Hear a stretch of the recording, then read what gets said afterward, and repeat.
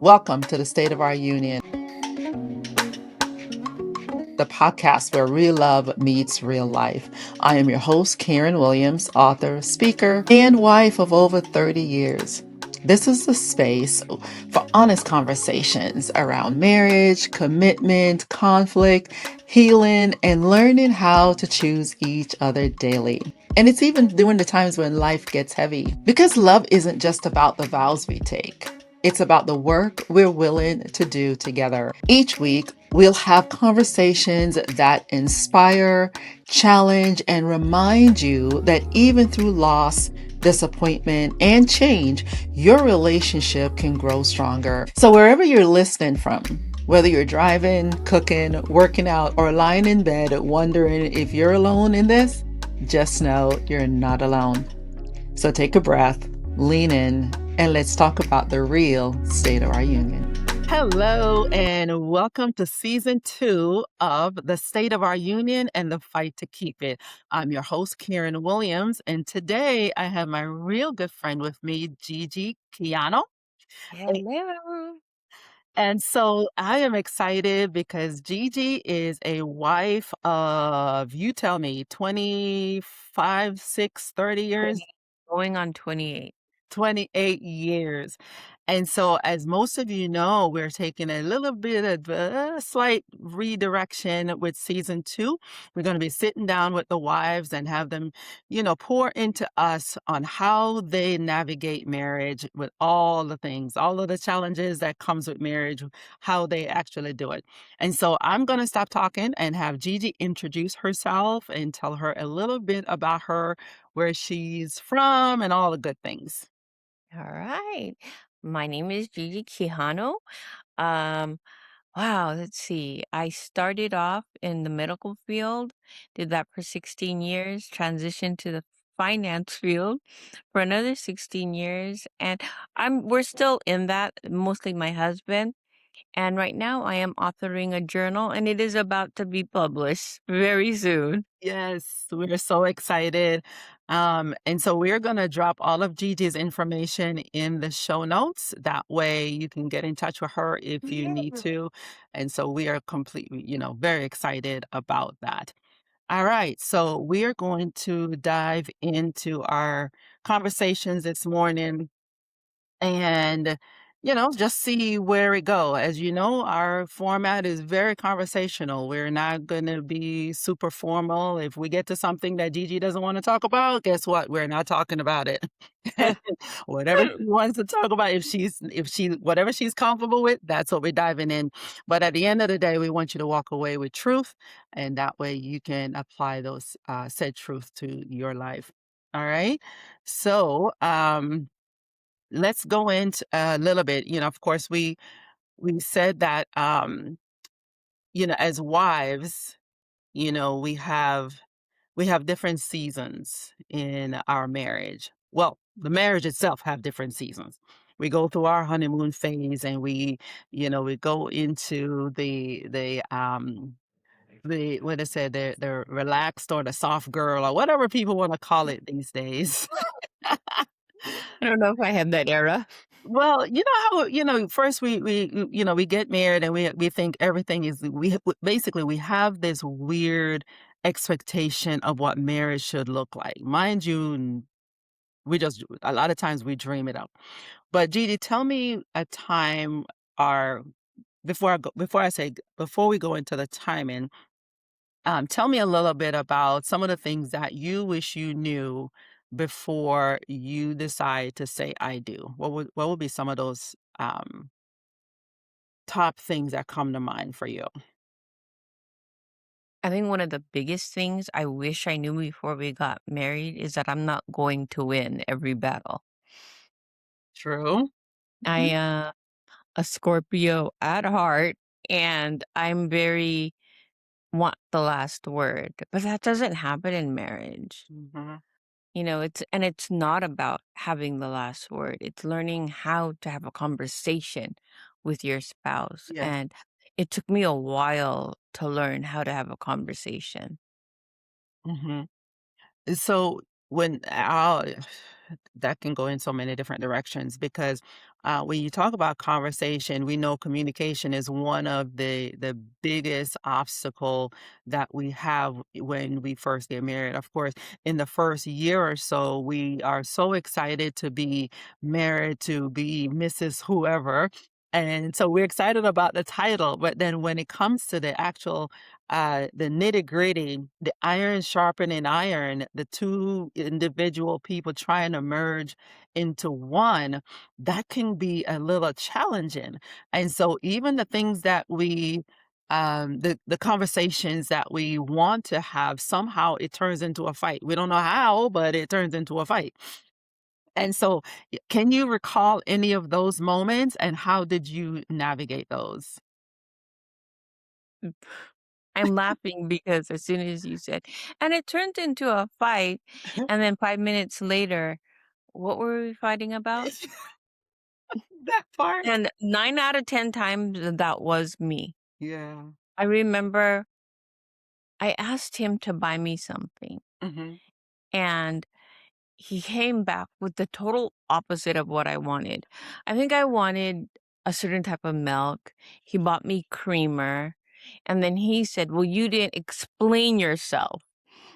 And I was like, "I sent you a picture. What more explaining did you want?"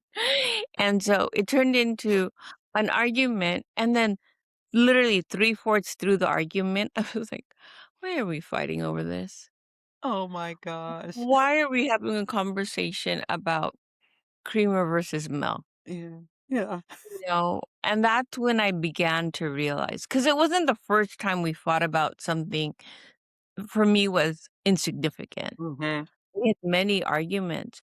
And then I realized that Gil was so much more structured and technical than I was, where Mhm. I'm kind of more free-spirited or tell it like it is. I'm structured, but only in certain aspects of my life. Mhm. And that's when I began to realize, oh, if I can't have a conversation in how he thinks, how are we ever going to keep this marriage going? Yeah.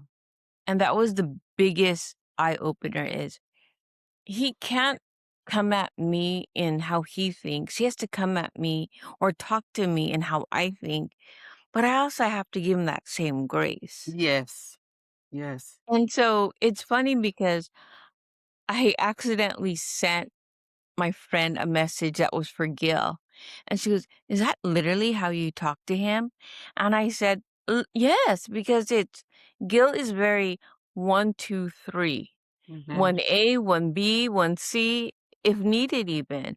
And I've learned to talk to him, and now we're very much more aligned in when we talk and how we work together. Mhm. Mhm. And so that is so key because even when I sit down and coach couples, and I hear the things that they argue about or the things that become the focus of their contention, I have to stop and say, okay, let's figure out what your communication styles are.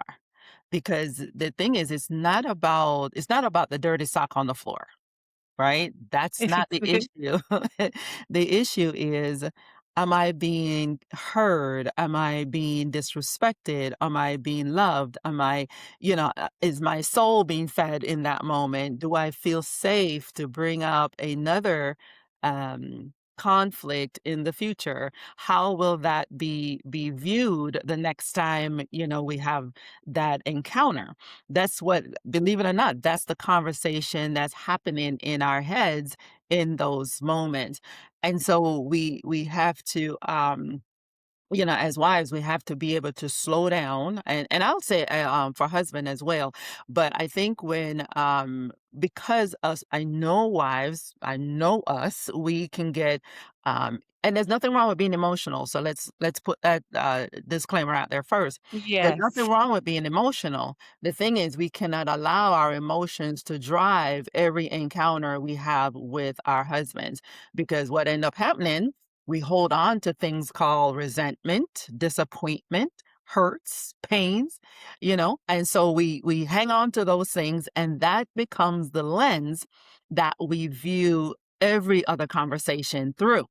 And Yeah. so um what I would ask you is, was there a season where you realized that you were carrying any of those things, whether it's resentment or disappointment or any, or even if it's none of these that I name, is there a season that you realize, you know what, I am actually viewing my husband through one of these hurts or pain? Oh, for sure. Yeah. Before I stopped working as in a job, I was in corporate for over a decade. Mhm. I was the breadwinner. And so when I had to medically stop working, Karen, I resented him so much because Mm. then it was, oh, wait, now I have to watch my spending. I Oh. have to make decisions based on he is the sole breadwinner right now. Mhm, mhm. And so it was very difficult for me to not even just turn the tables, but it was very difficult for me to realize, okay, it has to be a group discussion now, Yeah. has to Yeah. be amongst husband and wife. Whereas before I never had to ask. We both contributed to the household, but my money was my money, his money was both of our money. Yeah. And um so when that stopped, it bothered me for a long time. Yeah. And it wasn't until he asked, "What's going on? You Mm. seem really distant," is when I realized, oh wow, I'm really portraying more than just resentment. I am walking away. Wow. Okay. And that's when I said, "All right." So then I said, "Hey, this is how I feel." Mhm. And then he was like, "When did I ever make you feel like you had to ask?" And Wow. I was like, "Oh, yeah, he never." And he still doesn't. Mhm. I will be the one to say, "Hey, I'm thinking about buying this." But I've never in turn heard him say, "You can't." Yeah. And that's when I realized if I'm not willing to air it out, if I'm not willing to say, "Hey, you know what? This is what's bothering me." But because he literally takes care of me when it came to my health, when it comes to the doctor's appointment, when he drives me around, I Mhm. didn't want to make it another issue. But Mhm. then I realized it wasn't an issue. It was how I was communicating with him. Yeah. So because he's asking a really good question that I mean, I'm asking the same. Where did you get the idea that you had to ask him? Because it sounded like that was all you. He was okay with. It was all me. Oh, it was 100% all me. I can't even give him an ounce of the "what the heck?" Yeah. It was all me, and it was me because as women, whether we're the breadwinner or we're the business owner, whatever, I think we tend to feel like we don't need to rely on our spouse, and at least that's where I was coming from. "Hey, Mhm. I make my own money, I don't have to rely on him," and then when that got cut off, wow, was I completely shocked by his reaction to it. So it Right. was completely on me. Yeah. I always blame it on my Scorpio. I think too much. But I think as women, we do think too much. Yeah, we We do. We overthink overthink. We overthink we everything. overthink a lot of things. Yeah, we overthink a lot of things. The thing there, what I wanted to kind of see if I could flesh out was how many of us actually do that. We make these assumptions or we have these expectations, and so Mm, because you were bringing in or contributing to the household at the time, you figured, "Hey, I don't need his permission or I don't need his collaboration with with the finances, with the spending." But now you suddenly personalized it because you weren't contributing. yeah. Even though he had never said anything, And so we go into and I know this for a fact, we go into marriage with our own mindset, our own thinking about how things should be done, or our views on money or religion or politics or whatever that is, and we make that assumption that our partner thinks the same. You know, They we're not they even really don't. we're not even having a conversation. I'm like, "Okay, what how did we get here?" You know? I was having a conversation with myself. Yeah, it was all in our head, and been there, been there. I remembered, I said to Rob one time, I say, "When I talk to you, I feel, you make me feel like an idiot." And he's like, "Wait, where did that even come from?"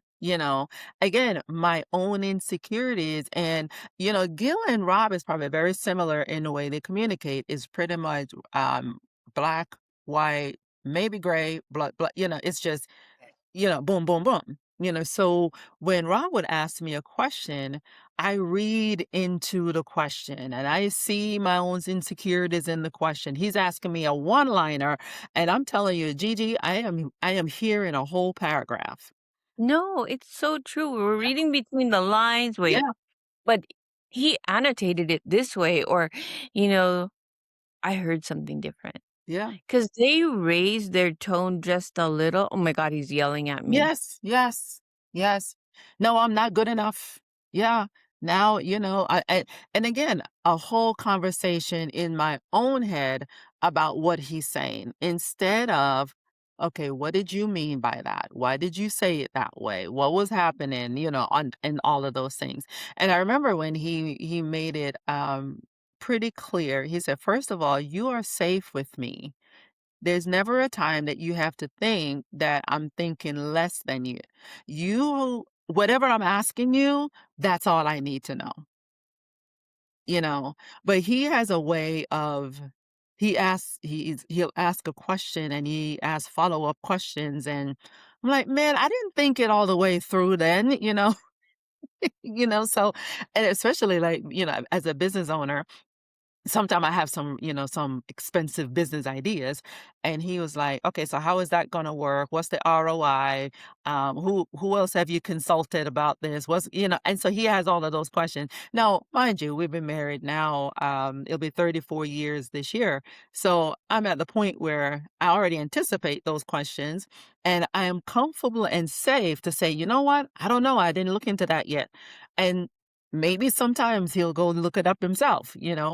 But the point is, we can't hold on to those unhealthy emotions like the resentment and the hurts and think, oh, somehow he's gonna know, what I'm thinking, or he should know. That's one of us as girls. That's one of our famous line. When you ought to know, why don't you know what I want? Why don't you know what I like? You should know by You can't now. read my mind. Yes. Use what is Yeah. it? Use your words. Yeah, use your words. All right, so we're gonna get into just uh a little bit deeper. Okay. Um so we're talking about holding on to hurts and letting go of those things and recognizing that it's, seeing it for what it is. One of my I think half the battle, before I say that, let me say it this way. Half the battle when it comes to getting on the other side of learning your partner is self awareness. We think that we need to get to know our person, but at the end of the day, and we should, but I think we need to know ourselves a lot more than we do going into marriage, right? And so, what helped you get to that place of self awareness, emotional honesty, those kind of things? Can you, not necessarily pinpoint the date and time, but can you point like that pivotal moment when you say, oh, shoot, it's me? I can. Mhm. Um, we were at a business meeting, Hmm. he and I, and the person and the guest speaker was talking about literally this communication. But it was really communication with your clients and everything else. And she was talking about someone being structured and what they think, how they think, what they ask, someone who's being technical, action driven, relationship driven. And both of us were, and The but elbows. I was like, oh my gosh, that is so true. Yeah. And I admitted finally, I'm the issue I'm the problem. because I saw things one way and one way only. Yeah. But he thought a different way. You know, if there's anything I can say about Gil is he is easygoing to a certain extent. Mhm. If the house ain't clean, it's like World War V, because he's very OCD about that. Yeah. Other than that, don't disturb him during a Lakers game. But me, it was, did you hear me? Yeah. Wait, I I don't want to repeat myself. Do you understand what I'm trying to say? Mhm. And so, but at that moment, I realized, wait, our marriage is going to end sooner than it began if I'm not willing to change, if I'm not willing to have the conversations. And I think you said something on one of your Instagram posts. If you're both not willing to come to the table, Mhm. Mhm. how are you ever going to have a conversation? Mhm. Mhm. And that was one of our biggest things when we saw that. We're like, we never come to the table together. Yeah. Yeah. You're there 30 minutes and I'm arriving 15 minutes after you've left. And that's when I realized I had to make the change. It Mhm. wasn't anything about him. Gil is very easygoing. He's willing to concede. And I didn't want him to concede just because I couldn't get out of my head, Mhm. because I couldn't understand how to become not stubborn. And so I really had to do a lot of soul searching. I Yeah. really had to do just more than my regular journey. I had to pray on it. And that's the moment I said, Lord, I need help. Yes. Yes. I know the tools on how to communicate. I just saw them, but I need help on executing them. And the minute I was able to ask God for help was Mhm. the minute I said, "Oh, I can get through this." Yeah. God plays such a pivotal person in my life that I talk to him all the time. Mhm. Gil laughs because I cannot sing worth anything, but you will hear me singing worship every place in the house Yeah. because that's just how I had the conversations. And I remember singing something and he goes, "Are you talking about me?" Mhm. Mhm. And then I said, "No, I'm not. I'm just asking God help."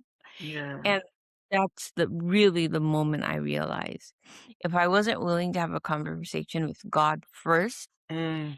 be okay with the answers he gave me, Mhm.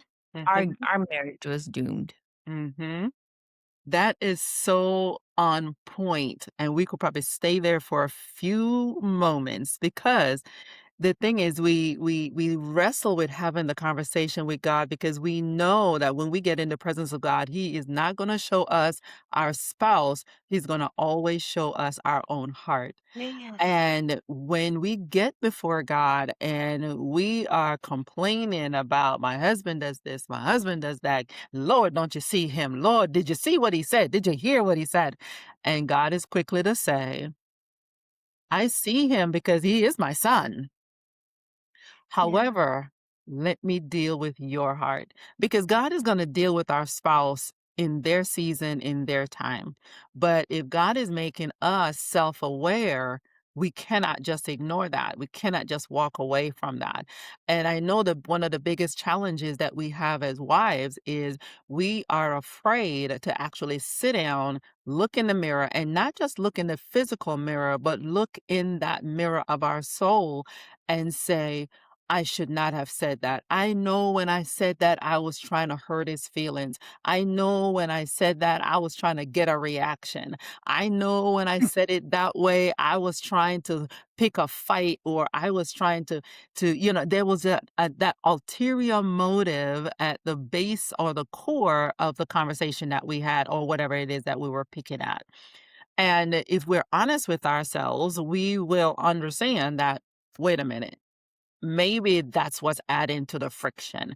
Maybe that's what's adding Yeah. to the discontent and the discomfort, and the pain. And so that moment of self-awareness, that moment when we say, okay, I am the problem, then the next step, what are we going to do about it?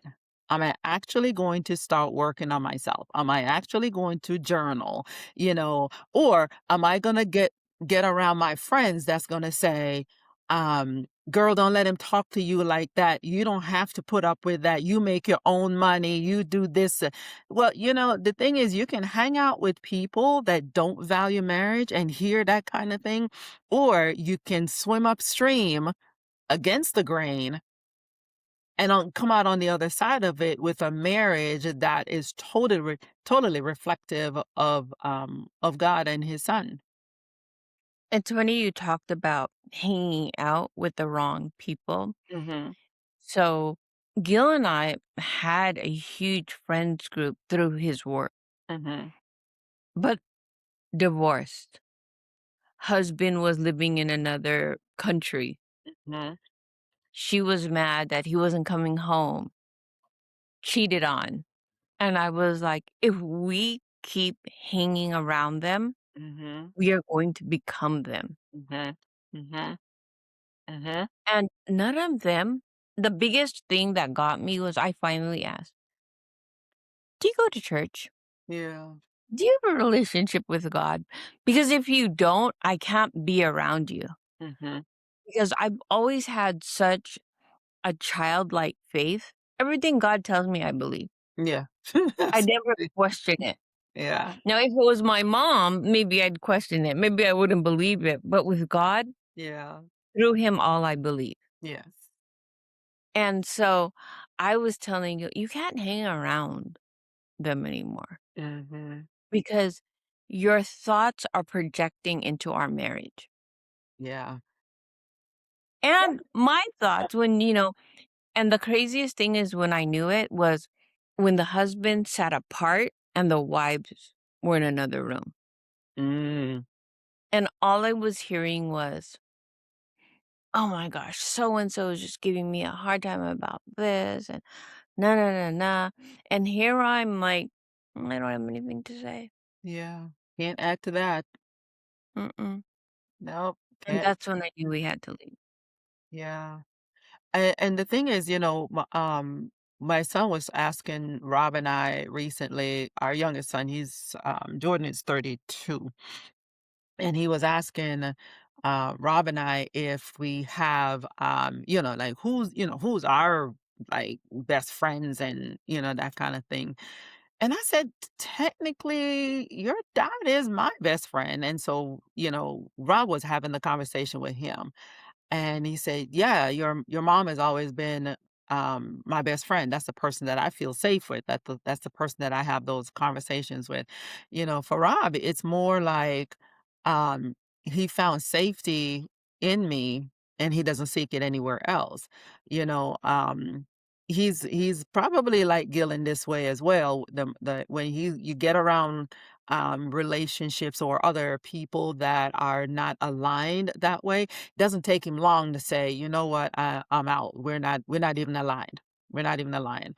And Mhm. it's okay. While I'm sitting there wrestling, like maybe they're supposed to learn something from me, or Rob is like, mm-mm, you know. And so, there's a scripture that says, I think it's in First Corinthians, that says, in a nutshell, I'm probably going to butcher the quote, but it says, uh, ba- um, "Bad company corrupts good character." Mhm. And so when we choose to hang around people that doesn't value marriage like you do, Because see, you and I will always find someone that will, agree with whatever toxic belief we have.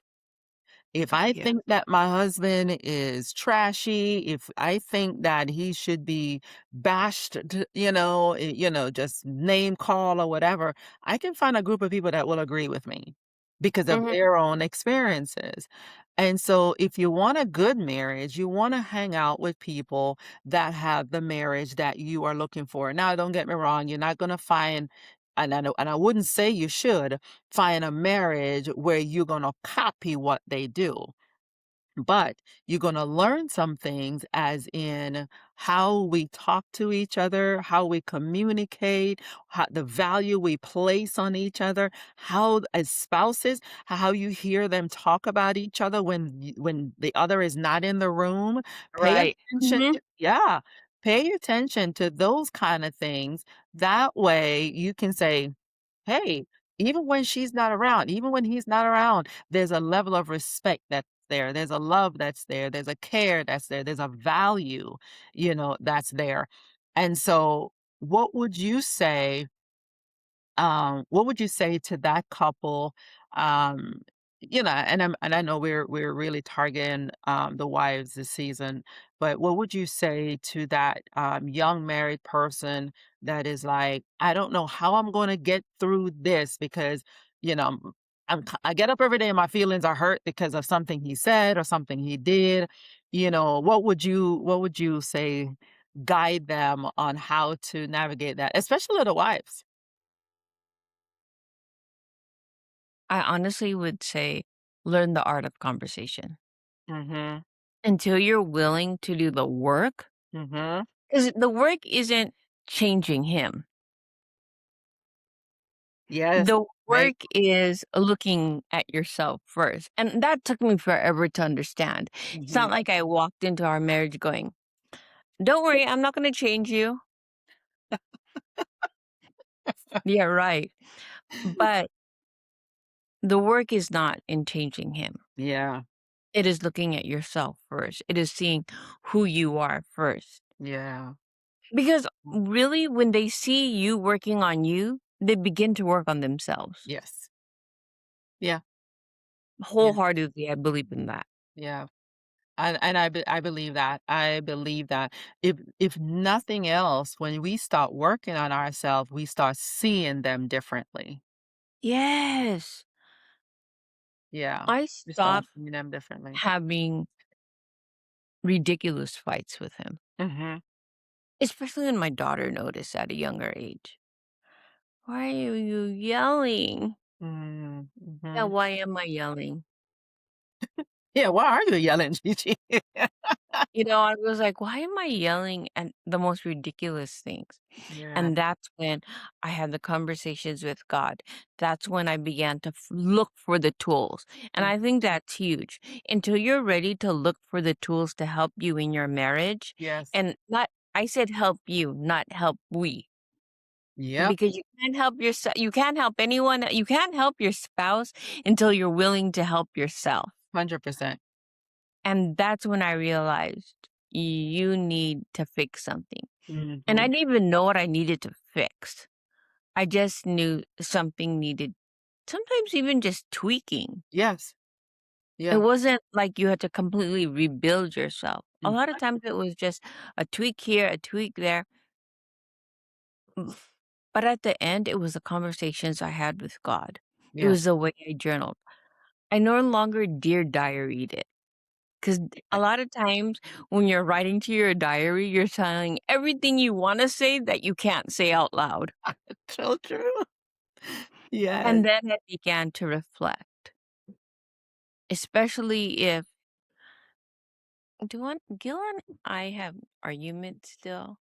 I don't think we have arguments, is Yeah. he and my daughter are the same person, but he loves her to a point where he doesn't want to reprimand her. So Oh, what he does is go, "Well, your child, you're our child, da da da da da." And I was like, "Wait, is it between us or between her? Because you can't bring me into this. You have to." fix it somehow. And now they're finally, at the age of 25 with my daughter, are finally starting to have the real conversations. Yeah. And that was a huge thing for us, Mhm. is the conversations that we were having. Yeah. Yeah, yeah, yeah. Oh my goodness. That that is so funny. Like, wait, That is so funny. huh? Number one, she's an adult. She's a full-grown adult. Right. Right. Why are we why are we having this discussion? Mhm. Because when it comes to her, I'm very easygoing. Mhm. All I ask of is of two things. Let me know where you're going. Let me know when you arrive. Mhm. He Mhm. wants to know what her budget is and da da da. She makes good money. It's Mhm. time to let that go. Mhm. Yeah. At 25, yeah. Yeah. So he's But I finally don't learning. yeah. And, as parents, we really don't stop parenting, especially us as, those of us with adult children, but I want to talk to the wife that's been married between a year and 5 years, and I really want to get their attention, um, because some of the resentments that we walk around with as wives is, we have in our heads our idea of what marriage should look like. And I call it just the deceptions of wifehood, because we step into this role thinking, okay, my husband is gonna have breakfast every morning. I'm gonna fix his lunch. I'm gonna have his dinner on the table by 5. I'm gonna have laundry washed and folded and all of the things. And we get to that point and we realize, wait a minute, I can't get all of this done. And so we are stressed out. We are resentful because nobody is helping, and and for starters, nobody asks you to do any of those things. Nobody's asking you to do those. And on top of that, um, you know, you have callings and giftings on the inside of you that God put in there from the beginning of time. Right.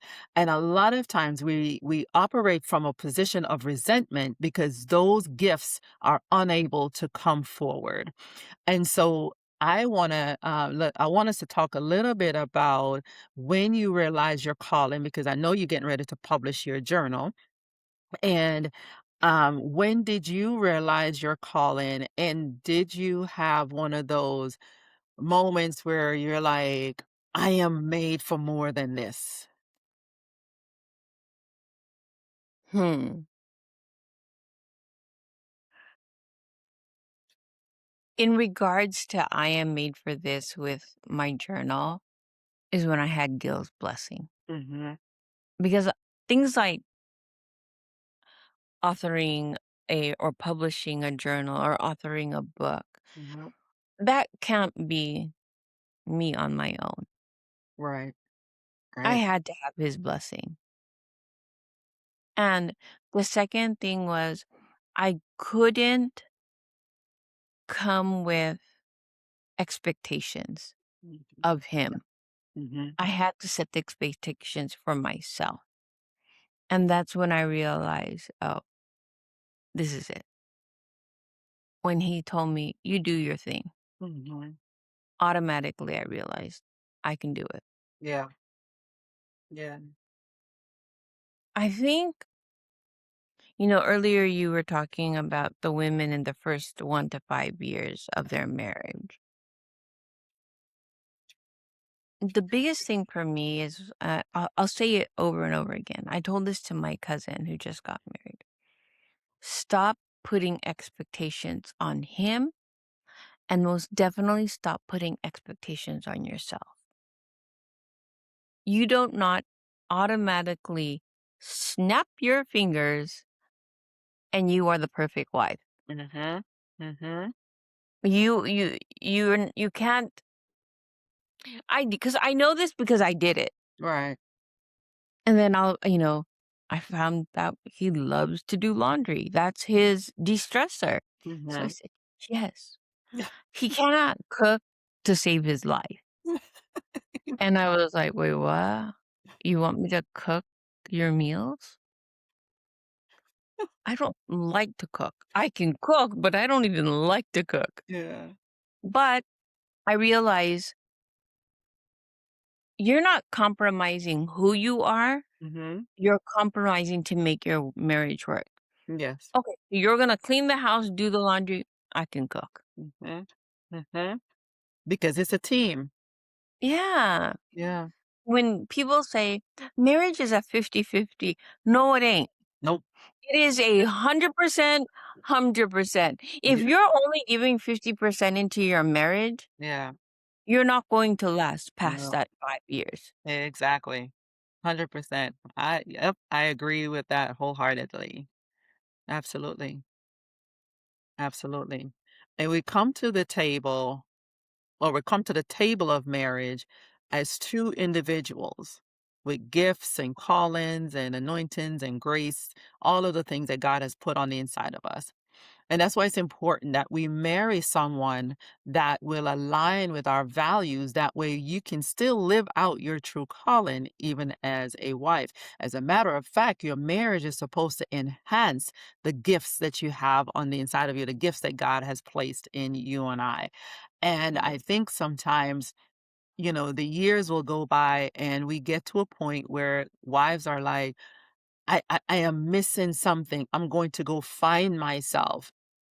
And the whole time, all of who you are is already there, but allowing resentment and hurts and disappointments and unmet expectations and all of that stuff, allowing all of that to block out the call that God has on your life, that in and of itself will bring your marriage to a halt. You Mhm. know, as a team, there's the significance behind the woman taking the husband's name. It's really not that deep, people. It only signifies that we're on the same team. That's what it is, Team Keanu, Team Williams, that's who we are. And Yeah. so when we go into marriage and we have this mindset that is me versus him, y we have already lost because when I lose, he loses. When Yeah. he wins, I win, it's one for the team, So, can you speak to that a little bit? You know, when we talk about that, I did not recognize me as a whole, Mhm. maybe until my 4th year of marriage. I thought it just became a piece of him, and we would, glow and humble, and just become one person. No, we ain't one person, we're 2 people, and we'll always be 2 people with 2 different personalities, Right. but we can grow together, Mhm. and that's what I didn't recognize until closer to my 4th year of marriage. Mm, And I didn't even settle into it until about my 10th year of marriage, yeah. because it was hard for me to learn that he is Gil and I am Gigi. Correct. But together, we are Mr. and Mrs. Quijano. We are the Yep. team Quijano. Yeah. And because of that, all these things were, wait, you want me to do this and you're going to do that and I can't do this and you're going to do that. Well, I can do it. I can do it. What do you mean you don't want me to do it? Mhm. Or what do you mean you want me to do this? And then I was like, girl, shut up. You're setting such ridiculous timelines for yourself. Yeah. You're setting ridiculous rules for your Yep. household that the house will break. It won't have a good enough foundation if you're Yeah. going to keep nitpicking, if you're going to keep expecting of him. And I think that was the biggest thing is we expect of our spouse so much Yes. that when they start to expect of you, you're like, huh? That part. That part. Yes, yes.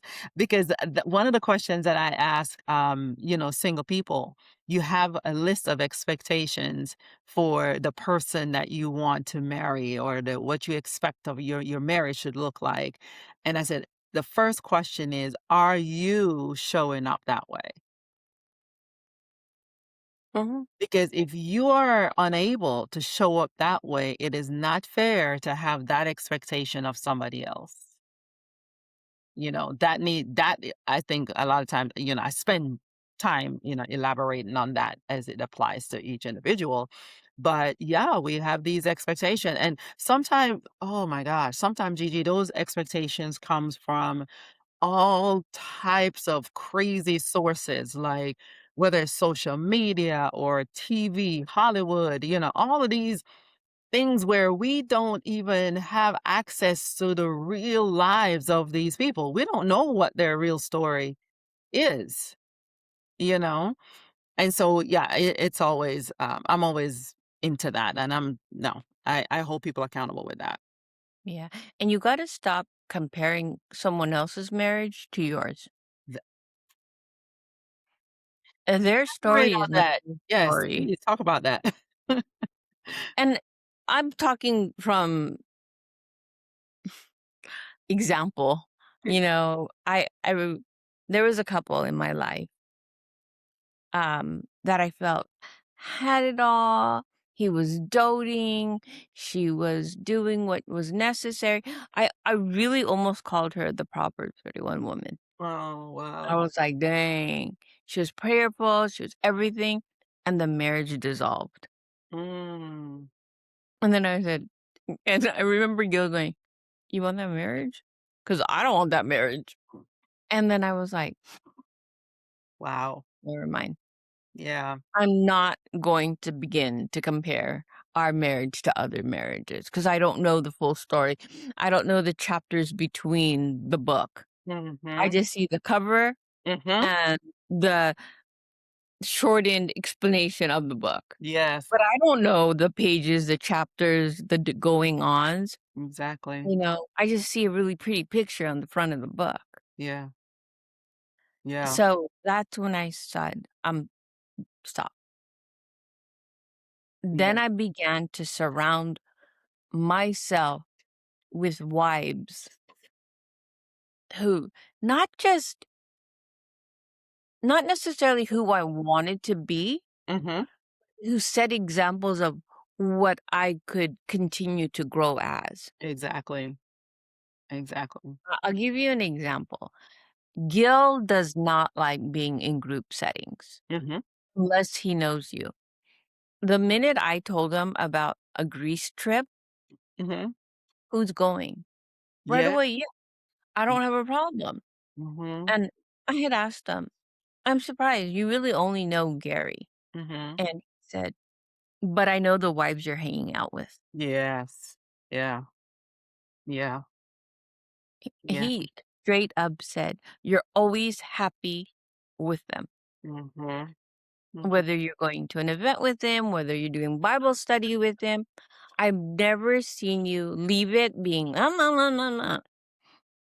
Yeah. so why wouldn't I be comfortable? Yeah. Yeah. Yeah. And then that's when I said, "Mm, I get it." Yeah. The thing is with the, what that saying that says, comparison is a thief of all joy, because I Yeah. remember Gigi, when we got married in 1992, and by 1998 we bought our first house. And I was just ecstatic about my house. I was like, "Oh my gosh, we're actually homeowners, right?" And so excited about it. And because it was a time in our life when I was transitioning out the military, and, at the time, my husband, the God-fearing man that he is, he says, "We are going to buy a house, we're not gonna rent someone else's, house or pay somebody else's mortgage." I didn't have the vision for it, I didn't see it, I didn't know how it was gonna happen because our finances surely was not financing. So, we were like I said, "Okey doke." But anyway, fast forward and we got our house. It was about, I think with a basement, I think it was about 1,400 square foot, right? Mm. Love our little house.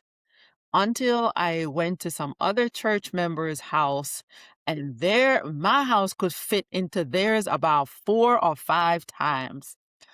And Gigi, I came back and I'm start looking. I was like, oh man. So how long we're gonna live in this one before we buy another? We must have been on the same trajectory at the same time. Our house was 1,300 square feet. Yeah. I went to a house that was 6,000 square feet, Yep. and I was The like, one I went to was about 5,000. Yep. and it was funny because literally same thing with me and my best friend. Yeah. You know, we both had very small homes, and we called each other neighbors because we insisted we were gonna be neighbors in these beautiful homes. We are now both in smaller places, Yeah. more happy than I was ever in our second home that is about 3,500 square feet. Mhm. And Mhm. I was like, man, this Yeah. comparing thing is just driving me nuts. Yeah. Because it will steal all the gratitude that we have, the gratefulness that, the appreciation. And so we have and I don't wanna I'm not bashing our, wives. However, some of the times us as wives, we put this heavy, expectation on our husbands, like, "So and so have that house, I want that house, I want that car, I want that bank account, I want that purse, I want this trip, I want this, Yes. I want." And they are sitting there like, okay, I want to make my wife happy. How do I do that? Do I need a second job? Do I need to go back to school? Do I need to sell this on the side?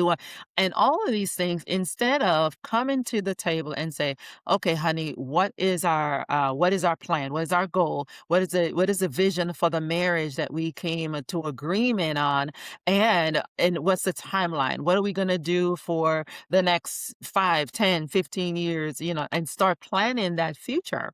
But we get so caught up in the things, and that's part of the reason why a lot of couples do not have premarital coaching or any type of premarital work, because the excitement is on the day, not to build the marriage itself. And we have to take that time. We have to slow down, take the time to say, hey, is this the next step for me? Is this the person that I'm supposed to be spending the rest of my life with? And if so, what does it look like? What does the alignment look like? And so I wanted to have you, close it out with any last minute pointers that you want to give our audience, our young wife that's listening. I think the biggest thing is come to the marriage because you love each other, not because marriage is supposed to be some end goal. Mm, Come into the marriage because it's where you want to be, not where a book says when you reach a certain age, you should be married. right, right. But most of all, come into the marriage with God. Mhm, mhm. He really becomes what binds you together, what holds you together. I don't know that Gil is a prayerful man. He goes to church every Sunday. But I think if it wasn't for me being invested in studying the Bible, being invested in having conversations with God, Yeah. every day in my journal, it's a letter to God. It Hmm. begins, Dear God. And it's not even setting expectations for God. It's thank you. Yes. It's, or it's move me into the direction I need to move. Hmm. Hmm. I wish I knew that. I wish there was a pre-marriage class that I could have taken. I think I would be a better person. I Yeah. think we would have moved even further in our marriage than we are now Yeah. And if you ever have the opportunity to take something like a pre-marriage class, do it. And I'm not talking about the one a church does for 4 hours and Yeah. asks you a few questions that are really ambiguous to begin with. Mhm.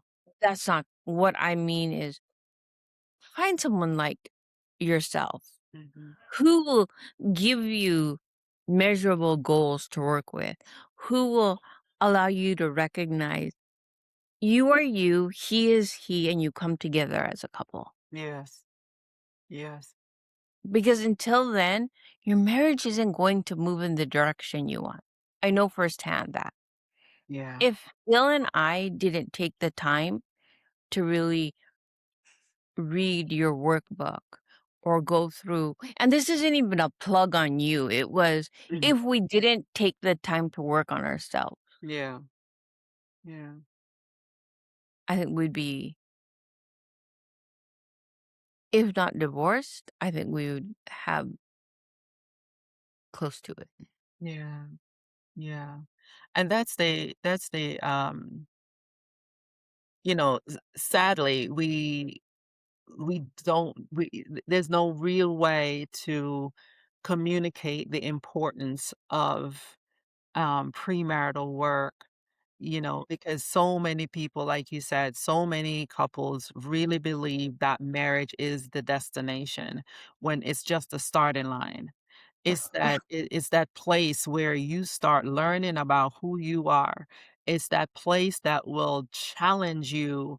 It challenges your thinking. It challenges your personality, the things that you said you hold dear. That marriage will do that. And so when we say yes, I'm marrying the person of my dreams, what you have to be able to write that out. You have to be able to flesh that out and say, all right, because this is the person of my dreams. What exactly does that mean? I love you. What does that mean? How do I want to be loved? What does that look like? When I feel loved, I experience this.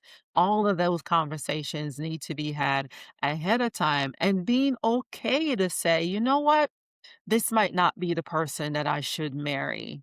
I like you, we like each other, but deep down, there's something that's missing there. Maybe it's not the right time, but for the wife that is already in that marriage, yes, it will take some adjustment. There's nothing that is being built that doesn't require some cutting away, some reshaping, some sparks flying. The book of Isaiah, there's a scripture in Isaiah that says that iron sharpens iron. Right. That's because, any time that you and I are forming something new, we're going to chip away at some things. We're going to cut away at some things so that it will become that new thing. And that's what marriage is. Two people coming together to create something that never existed before. And so I am so excited that I had the opportunity to sit down with you today. Good Lord, we've been talking for almost an hour. Have This we? Oh, wow. this is so good. Gigi, I wanna say thank you. Thank you so much for being vulnerable with us today. Um, I hope at some point I get your hubby to come on with us and we can have a conversation. Because even though this new season is focused on just wives, we will pop some couples in there every, in between episodes. So tell Gil he's not off the hook yet. And so You're being interviewed on the cruise with a margarita in hand. Right, But exactly. thank you for everything you do. I think Oh, more people need to not see.